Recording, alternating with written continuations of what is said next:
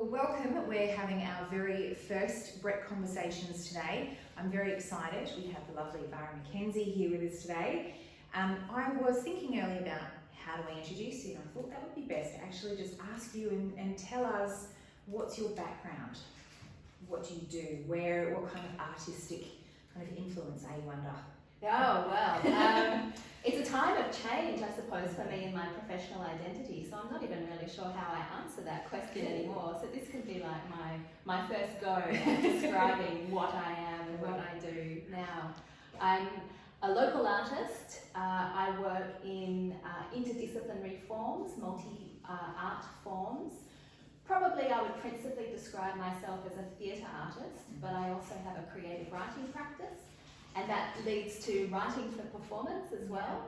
And being a theatre maker, I favour physical theatre forms, and so that involves movement and then dance. I have many exciting projects in my back catalogue of collaborations with dance artists.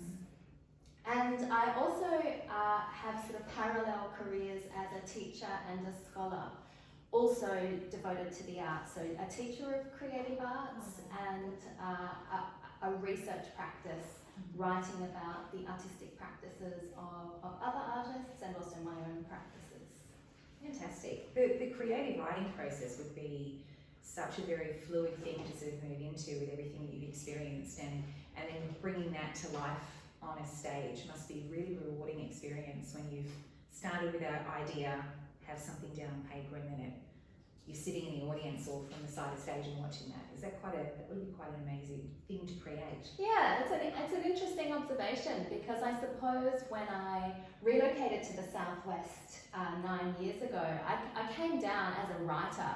I came down to take up a position as a teacher, as a tertiary educator, principally in a program teaching creative writing. But I suppose something I discovered being in the Southwest was that there was a real need for artists in the community who could facilitate collaborations and who could create connections between different organisations, the university, organisations like BREC, and then all of the numerous independent and emerging artists in our community. And there is a tension between the practice of a creative writer as it's traditionally understood, and then that more engaged and collaborative kind of artist.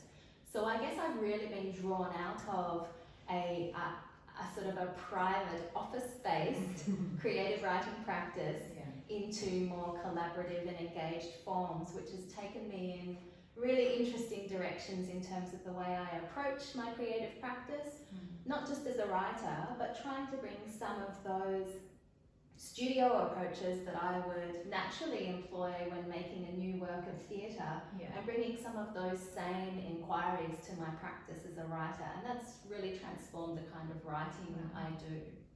Very evolving in that aspect. Always evolving, it's a living creature, I suppose. So where do you find your practices now, with what you're doing now? Because you mentioned earlier that it's definitely sort of evolving and it's very hard to describe. Do you find that in the current climate that's been something very difficult to transcend through? Yeah, well, I suppose right now in the current climate it's an enormously challenging time for me personally, for many people, and a time of immense change. Because my role as a tertiary educator in the region has come to an end because of pressures upon that organisation, and that's had ramifications and will increasingly have ramifications for young people seeking a tertiary education in their home region in the creative arts. They will have fewer options in the future. And for me, the current situation we're facing with the COVID-19 pandemic has altered my future employment prospects. So I find myself still in the Southwest, happily in the Southwest, hoping to remain in the Southwest, but not quite sure what my path forward will be as an independent artist here, or how I will make a living so that I can pursue my artistic practice. So tell me, Vahri, what is your background specifically, obviously, with the arts. Have you always worked in the arts, or has there been something else that's led you to that path? Yeah, I've always worked in the arts, and I was a member of Perth Independent Theatre's youth troupe in the 1990s, and I have very fond memories of spending Saturdays at what is now the Midland Junction Arts Centre in the foothills of Perth. And I pursued tertiary education that included performing arts training alongside a sort of more traditional liberal arts education in English. But I suppose the other thing I would say in answering your question is that I think it's important to make a distinction between working in the arts and making a living, making money in the arts. Because I've always worked in the arts, but I haven't always made my living from my artistic practice. So I've pursued parallel careers as an educator and as a scholar, and those are the skills that have enabled me to earn my living for the most part, so that I can pursue my artistic practice. Very, the definition, as you were saying before, about always being in the arts, whether you make a living from it or not, is obviously very different perspective, but it's that passion that keeps us in there, really, that keeps us driving and finding new things to work on as well. Absolutely, yeah, it brings its own rewards, but I guess there is a tension we face, you know, as individual independent artists, as arts workers, as part of arts organisations, and in the world, in a world that doesn't seem to support or value what artists do as much as some other kinds of work are valued. And even that process of creating something, I don't think there's that well recognition of the length of time it takes to create something, whether it's theatre or music or creative writing. It's sad because there's so much support that's needed to that, because there is just so much that it can bring to us as a people. It's an interesting observation. It's kind of the same challenge that that creative process doesn't lend itself to the kinds of objective economic rationalisms that other kinds of work do. So it's very hard to price the time it takes to produce something new. Or any projects that were in development for you during this time that have kind of gone, this is what I need to start to work towards? Yeah, so I suppose that's the other thing about an unplanned and enforced break in the sort of the drive to make a living and sort of business as usual. So as well as offering me solace and comfort, the enforced time out has also enabled me to create some space in my life, and it just spontaneously for me, I have creative practices in place so that my imagination does go to that place of I wish. And so I have managed to devise and create 3 new ideas that I'm really excited about, that I'm hoping will evolve and develop in the coming years. And I'd be happy to tell you about those. Absolutely. Well, you took the words out of my mouth then. I'd love to know more. If you're willing to release the details, bring it on. Yeah, sure. What's happening? So there is two works that I'm hoping to produce next year, and one will be a new work of performance art for Bunbury Regional Art Gallery's 2021 Biennale. It's a project called Colour Me Beautiful, and it will involve conversations around mixing colours that reflect people's identity, gender identity in particular. That might be under wraps. I don't know if it's public knowledge that next year's Biennale at BREC will be themed around gender. But there is a strong historical and contemporary link between colour and identity, and gender identity and power relationships. And so I'm looking to create a situation where visitors to the gallery will be able to engage in a sort of an intimate and pleasurable conversation whilst we're mixing this colour that uniquely expresses their identity. And then together we will mural that onto a wall, and these colours and shapes will build up over the course of the exhibition. So that's fantastic. Something I'm cooking up. And the other piece of work that I'm thinking about at the moment, which is really exciting, exciting because its first creative development occurred in the context of the inaugural BREC and Performing Lines Artist Residency last year at Bunbury River. So while I was there, I was working with colleagues and peers, emerging artists, mid-career artists from the Southwest region, and this fabulous range of mentors from across Australia. And I was fortunate enough to work with Mike Finch, and I was considering at the time a new work of street style theatre that I was working with. The title, it was called Q Tales at the time. So I'm now hoping that I can produce a sort of a smaller version of that work for Bunbury Fringe next year. So this would sort of be like artwork by stealth, in that the punters at the Fringe might not know that they're witnessing a programmed work as part of the Fringe offerings, because the kind of engagements that my little team of incredibly skilled performers are going to produce will sort of sit between social behaviour and performance. So it could be playful or it could be a play. It's a little bit unclear, and so it invites the audience to witness and to engage and possibly to intervene if they see something that they think they ought to be responding to. But it also raises questions about whether or not we should intervene if we're witnessing something that's just a bit strange. Should we be more tolerant of merely unusual behaviour? Should we be more prepared to intervene if we see something that's a bit risky in our hometown? Yeah.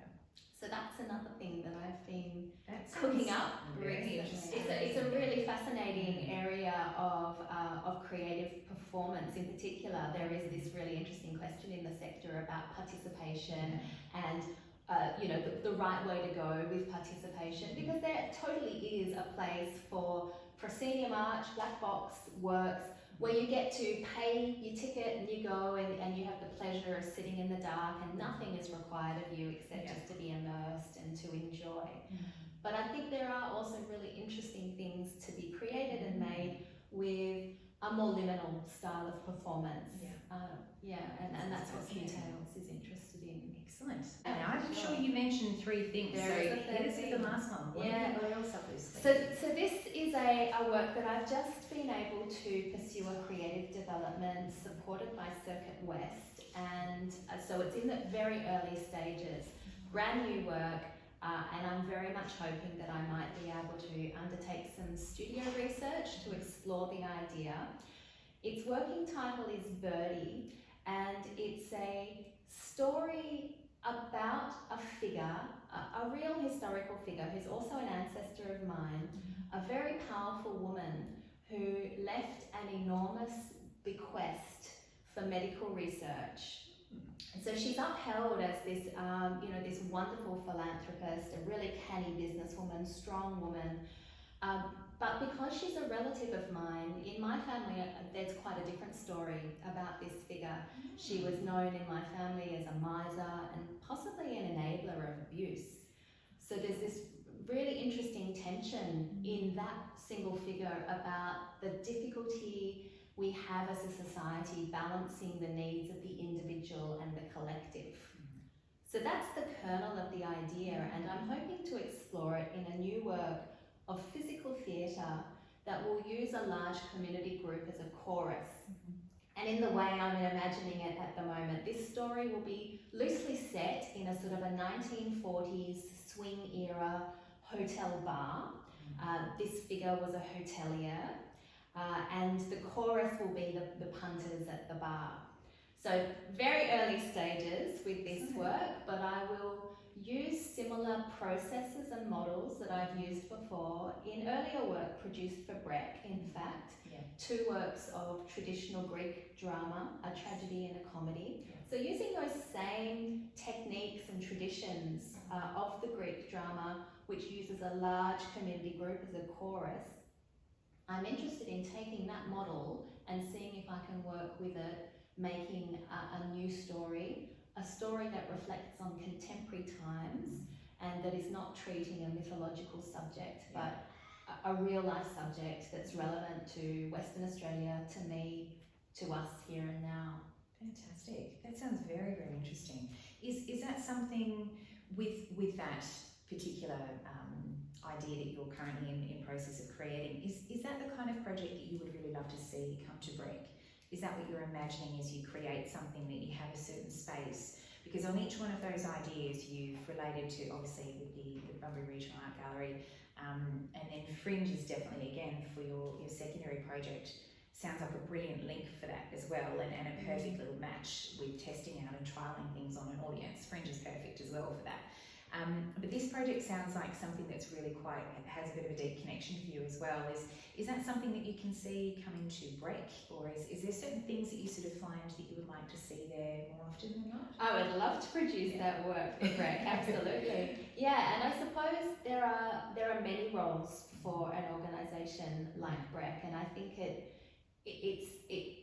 has more than one role in the community to serve the community's needs, and what I would like to see at BREC isn't necessarily what other people would like to see. And I do enjoy BREC's offerings of national, occasionally international touring organisations, and the opportunity to see something, significant in my own home city. That's a real privilege and a convenience, yes, rather than having to travel further to see something like that.